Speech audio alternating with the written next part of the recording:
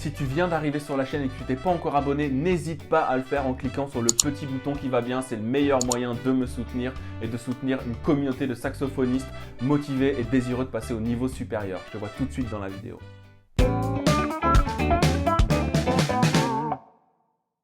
Salut, c'est Benjamin et bienvenue dans cette nouvelle vidéo du blog saxophonistpro.com dans laquelle nous allons parler des notes graves. C'est un problème commun à de nombreux saxophonistes débutants et aujourd'hui je vais vous donner mes meilleures astuces pour y arriver. Si vous ne connaissez pas les doigtés des notes graves, j'ai fait une vidéo qui va s'afficher ici dans laquelle je vous explique tous les doigtés du saxophone, comme ça pas de problème. Alors la première chose à faire, et c'est certainement la plus importante, c'est de comprendre les mécanismes de la gorge et de la langue. Et pour ça, rien de plus simple, et je vois trop de saxophonistes qui ne le font pas, ou peu, ou même parfois jamais, c'est qu'il faut chanter, tout simplement. Si vous êtes capable de chanter les notes graves, vous serez capable de les jouer. C'est pas plus compliqué que ça en réalité.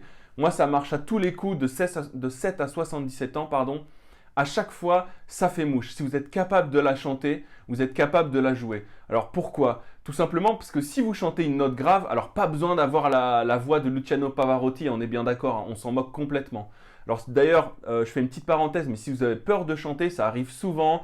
Parfois, voilà, surtout quand il y a du monde autour ou quand on est en cours devant le professeur, on n'a pas envie de le faire. Ok, je peux très bien comprendre votre tenue. Faites-le sous la douche, tranquillement dans votre chambre, peu importe, mais faites-le. D'accord? C'est très important. Donc je reviens au sujet. Si on est capable de la chanter, on sait la jouer. Qu'est-ce que ça veut dire? C'est-à-dire que si je chante une note grave comme ça, peu importe la voix merdique que j'ai, qu'est-ce que je viens de faire en fait en descendant le plus possible dans le grave? Ça c'est important aussi. Donc chantez la note la plus grave que vous puissiez. Qu'est-ce que je viens de faire? Je viens d'ouvrir complètement ma gorge et ma langue s'est retirée vers le fond. D'accord? Qu'est-ce qu'on a fait? On a agrandi la cavité. Et c'est tout. Et ça marche comme ça en fait, exactement comme un chanteur. Donc vous ne pouvez pas chanter une note grave avec la gorge fermée. Tout de suite, ça sonne aigu, non? Et là, ça sonne très grave. C'est exactement ce qui va se passer dans le saxophone. Si vous jouez avec la gorge fermée, qu'est-ce qu'on va entendre? Et même si vous essayez de descendre, peu importe, ça va sonner à l'aigu. Je vais jouer avec la gorge ouverte. Et ça va tout seul. C'est pas plus compliqué que ça en réalité. Dites-moi dans les commentaires si vous avez déjà eu des problèmes pour sortir les notes graves et comment vous y avez remédié, si vous connaissez déjà cette technique ou si vous en avez d'autres à faire partager à la communauté, évidemment je serai ravi. Maintenant, il y a deux façons de les jouer ces notes graves. Une fois que vous avez compris ça, il y a deux manières de les jouer. On va avoir la manière que je dirais classique, parce que c'est celle qu'on apprend dans toutes les écoles de musique, en tout cas en France, quand on étudie le saxophone classique, hein, par défaut. C'est-à-dire qu'on va timbrer toutes les notes. Ça va donner ça. Vous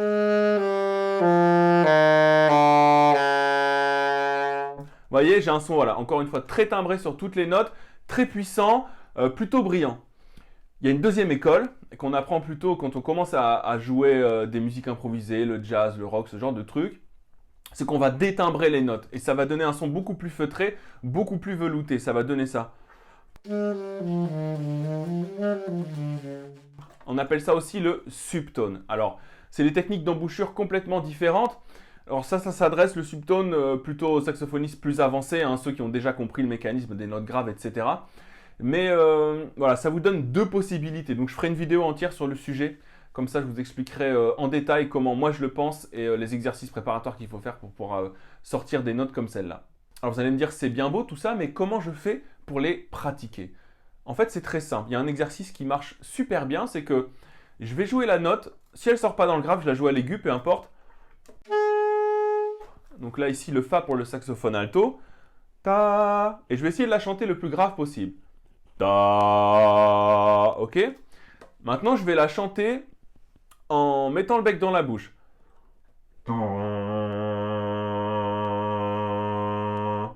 Et quand je vais la chanter en mettant le bec dans la bouche, je vais me concentrer vraiment sur l'ouverture de la gorge et le placement de la langue. C'est un truc qu'il faut comprendre. Et ensuite, je souffle et la note va sortir.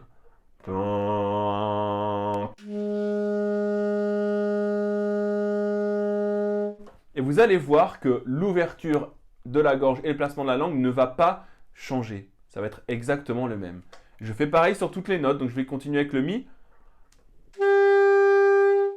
Ta, ta,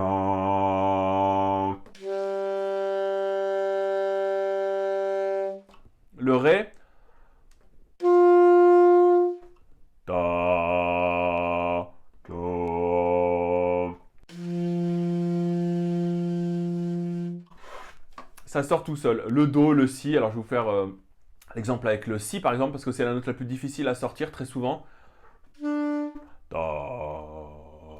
Là c'est trop grave pour moi.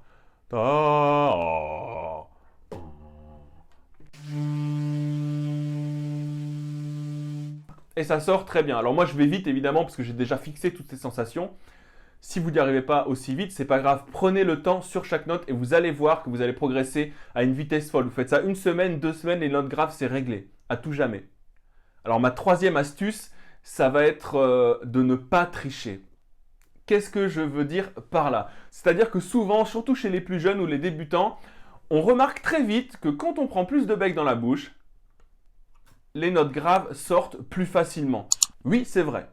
C'est vrai parce qu'on laisse plus de place et instinctivement, on va ouvrir plus la gorge. Quand je dis on laisse plus de place, on va ouvrir à fond le bec, en fait, tout simplement. Parce qu'en étant sur le bout, on va avoir tendance à passer un peu trop. Donc là, l'ouverture va être à fond. Ok, mais on va avoir un son qui est complètement éclaté. Donc je vous fais la différence. Je vais les jouer normalement. Si je prends beaucoup de bec, alors oui, ça va sortir, mais là le son. Et même si j'essaie de l'adoucir, ça ne marchera pas.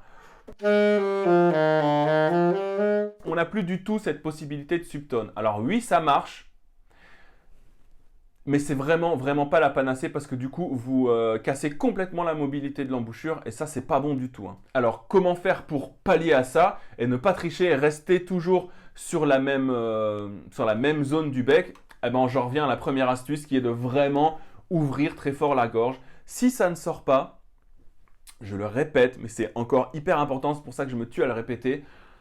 Chantez les notes, chantez-les, chantez-les, chantez-les, chantez-les, chantez-les, c'est tout ce qu'il y a à faire en réalité. Et souvent on néglige trop ça, je vois très peu de professeurs de saxophone qui enseignent ça, je ne sais pas pourquoi, parce que c'est la base de n'importe quel instrument avant d'ailleurs. Alors maintenant, je vais vous parler de plusieurs petits détails qui pourraient entraver votre progression dans les notes graves. La première, ça va être l'anche. Alors l'anche, c'est important parce qu'une anche trop dure, ça va vous empêcher de les sortir, ça va être trop difficile en fait à souffler. Et une anche trop faible, ça ne va pas aller non plus. Donc trouvez une anche qui vous correspond bien, qui correspond à votre bec, qui est ni trop dure ni trop faible. Et c'est comme ça que vous serez dans les meilleures conditions pour sortir les notes graves. Moi, c'est le cas ici. Celle-là, elle va bien. Je veux dire, je ne fais pas d'effort. J'ouvre et boum, ça va tout seul. La deuxième chose, c'est qu'il va quand même falloir vérifier que votre saxophone bouge bien. Parce que parfois, ça peut être un problème. En général, pour Fa, Mi, Ré, ça va. Le Do, ça commence à plus boucher. Si et Si bémol, j'en parle pas. Parce que les saxophones parfois bougent, le pavillon bouge, tout se décale. Enfin bon. Et très souvent, le bouchage de ces deux notes-là, donc du Si et du Si bémol, est à revoir sur plein de saxophones. Donc vérifiez bien. Comment est-ce que je fais pour vérifier? C'est simple, surtout pour les deux notes ici, le Si et le Si bémol. Je vais appuyer sur la clé du Si bémol. Je vais regarder à l'intérieur les deux clés qui sont fermées et je vais regarder si je n'aperçois pas de lumière, tout simplement. S'il y a de la lumière qui passe, un petit trou, c'est qu'il y a une fuite et là, ça va nettement compliquer les choses. Vous pouvez faire pareil pour ces clés-là, Fa, Mi et Ré. On les descend tout doucement et on regarde si elles descendent bien en même temps et parfaitement sur la cheminée. Et de toute façon, vous allez l'entendre. J'espère que ça s'entend bien. On entend les notes, ça veut dire que ça bouge. Si vous entendez des cloc-cloc très sourds, c'est que le saxophone ne bouge plus. Et là, évidemment, ça va vous poser problème. Ça, c'est clair et net. Je récapitule. Numéro 1, chantez les notes. Très clair. Chanter les notes, comprendre les mécanismes de la gorge et de la langue. C'est pareil qu'au chant. Si vous savez faire ça, il y a 99% de chances que ça fonctionne. 2, pratiquez-les. Évidemment, ça ne va pas venir tout seul, mais pratiquez-les aussi souvent que possible et ça sera très vite réglé. Trouvez la bonne hanche, ni trop forte, ni trop faible, ça va vous aider aussi carrément. Et 4, vérifiez que votre instrument bouge correctement, sinon ça va être la galère la plus totale. Comme d'habitude, vous êtes libre de télécharger le bonus du blog saxophonistpro.com qui s'intitule « Ma méthode simple et efficace pour apprendre n'importe quel morceau ». Abonnez-vous à la chaîne, likez la vidéo, partagez-la si elle vous a plu pour aider d'autres saxophonistes à progresser. Bossez bien et d'ici là, je vous dis à bientôt pour une prochaine vidéo. Ciao!